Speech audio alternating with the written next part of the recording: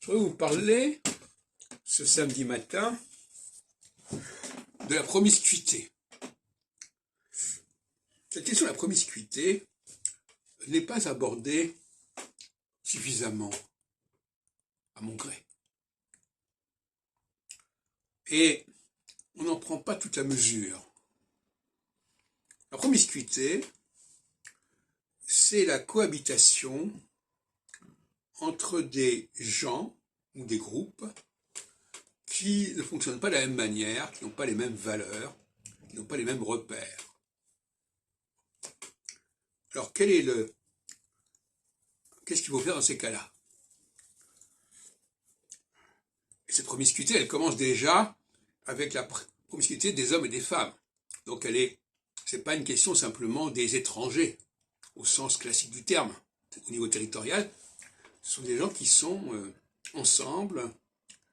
Le cas féminin, masculin est un cas extrême parce qu'il est apparemment indépassable. Encore que, on sait très bien, par exemple, que dans les synagogues et dans les églises, on séparait les hommes des femmes, d'une façon ou d'une autre.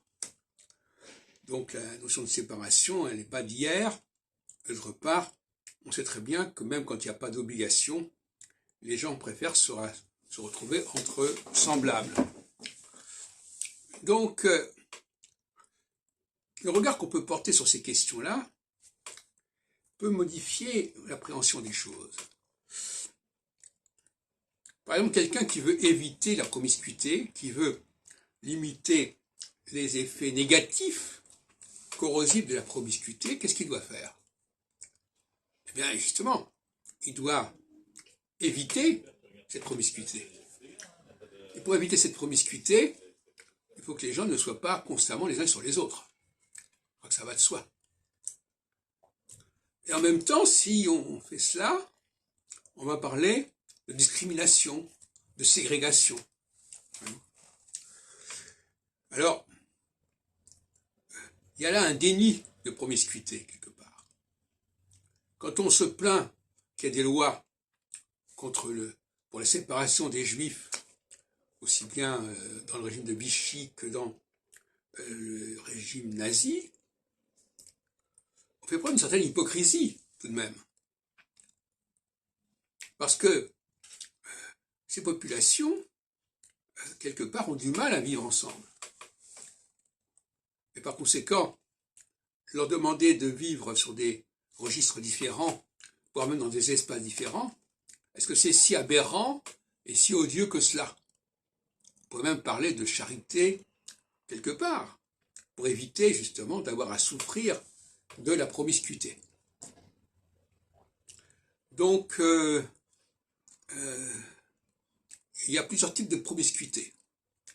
La promiscuité des personnes, la promiscuité des groupes, voire des peuples.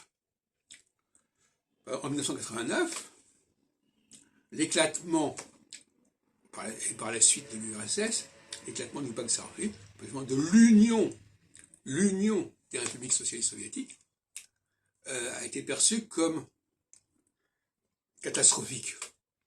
Mais en même temps, c'était un refus de promiscuité. C'était un refus de se retrouver dans le même sac que d'autres groupes qui n'avaient pas le même profil. Et en 1989, c'est ce qui s'est passé en réalité. C'était pas tellement le rejet de la domination URSS, si ce n'est que l'URSS obligeait quelque part à cette promiscuité. Donc on se retournait contre la promiscuité et contre ceux qui imposaient de facto la promiscuité par une nécessité de vivre ensemble, du vivre ensemble.